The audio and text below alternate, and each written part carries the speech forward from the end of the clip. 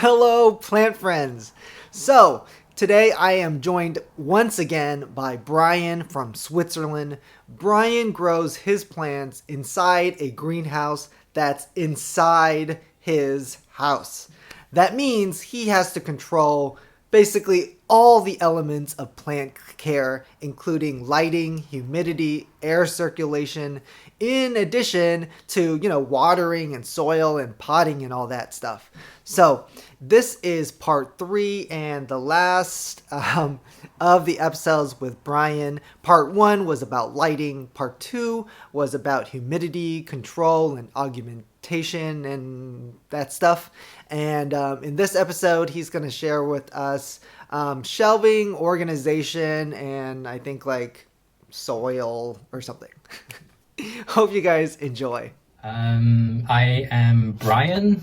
I come from Malaysia, but now I live in Switzerland. I have gotten into the aeroids and some ferns in the last 2 years. I grow all my plants within my house in a greenhouse. One of the questions that Jimmy did ask me is that how do I actually organize my plants? So I know for people who baby their plants a lot, they have a tendency to over-organize their plants. And I did that too a lot when I first started. But one of the things that I learned throughout the thing is it's not just focus on the aesthetic part of the plant, but also thinking about what it actually needs. Like for instance, if you see some of the Warocyanums at the back, because of its growth pattern, I decided to put them growing like that, so then they can kind of face the light very easily. And some of them, if you would see on this side, I have them on all poles. And because they need more space, so I decided to put them on the second tier. And if you look on this side, I have ones which are growing outwards. So I don't really have any specific way of how I actually organize my plants, not necessarily just based on its genus, but very much based on what it needs, what lighting requirement it needs. So I would have to say, like, the philodendrons generally can tolerate a little bit more light, a little bit more watering even, as opposed to the anthuriums. And the anthuriums tend to be very finicky when it comes to too much light, too much water. So I have found it's good balance where most of the darker growing plants, which you can see often in the foliage, I tend to put them slightly lower. And as it goes up, the lighter plants tend to grow like that.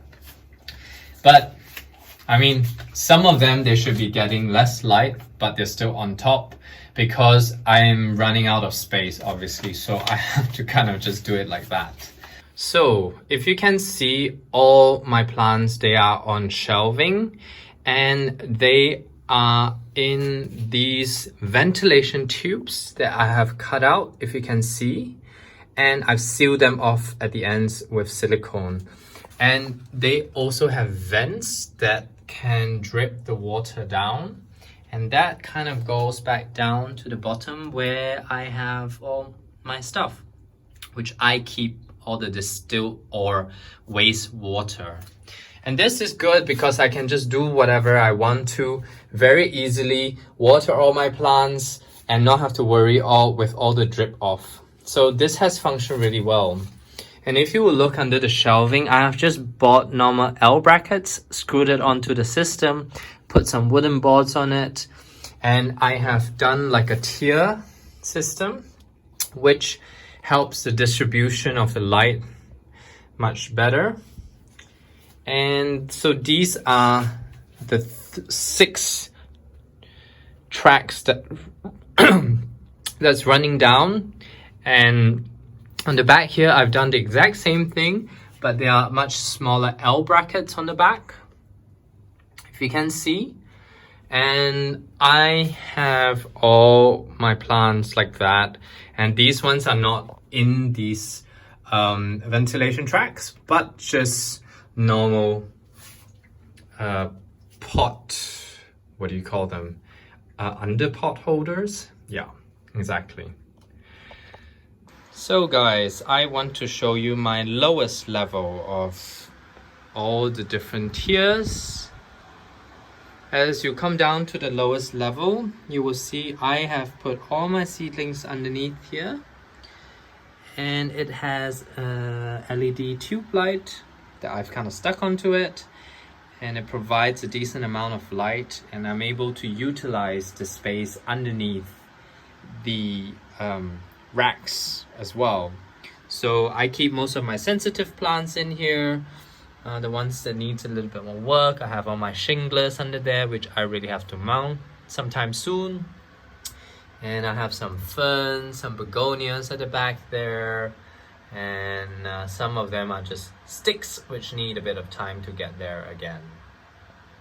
Obviously, I think every plant has its own needs, its own humidity needs, its own lighting needs, but because I'm growing it this way, I have to kind of find that balance in between, because or not, it will be very, very difficult. So I have tried many systems, obviously. I have tried aeroponics, I have tried hydroponics micro drip system, and now I have shifted back into soil, a lot of them, because I find that there is a couple of things which is quite difficult. Most of my collection consists of anthuriums, and anthuriums, they don't like wet feet, and that means it needs to dry out from time to time, or not that it needs to dry out, but it cannot be soaking in water. And as I realized when I was doing my micro drip system, lacquer balls, they do not retain a lot of moisture. So that means you either water it all the way through, or it dries out entirely if you don't water it. So it was hard to find this balance where in soil you find that the chunky barks, although they dry out, but I think the center of the bark retains a certain amount of moisture, which you often see the roots cling onto them and trying to absorb whatever water that's coming out of it.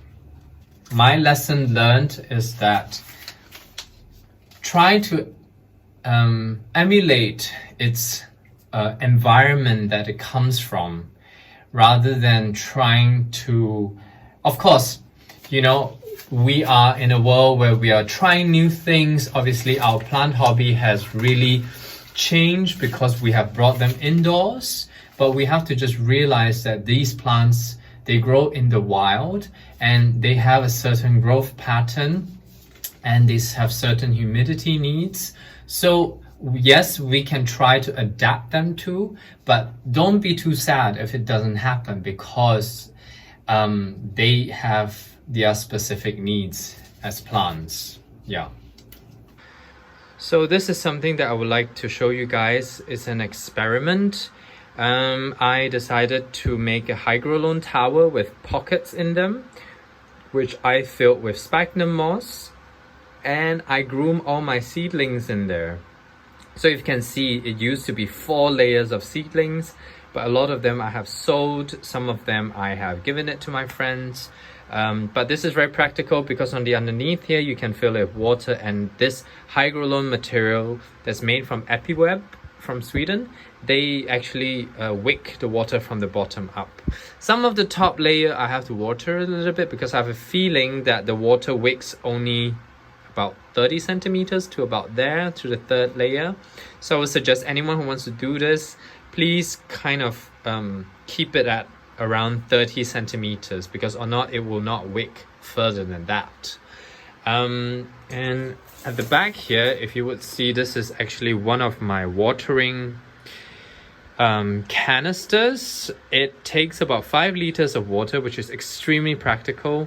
I can water a couple of days of water with this without refilling it. Sometimes I put in some foliar spray, LGL, into it as well.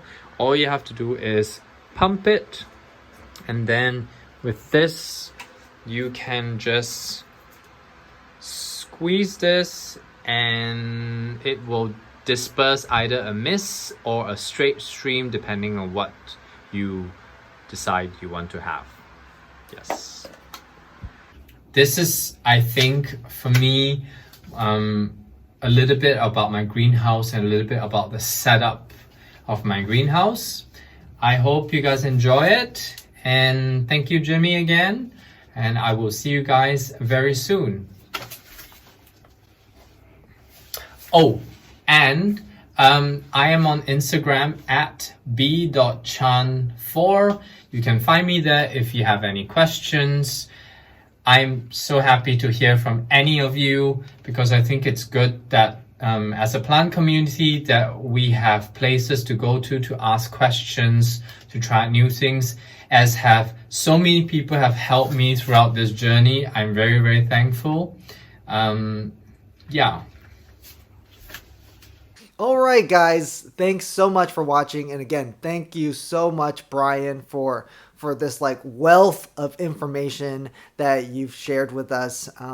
What a setup, right? I mean, what a setup. What effort and dedication and passion and energy that he's invested into, this craft and this field and his setup. And I loved everything that he shared, all the information, very well thought out, very well researched, very scientific based.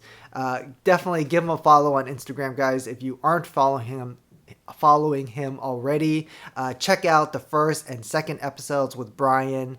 Thanks again so much, Brian. And till next time, guys, happy planting.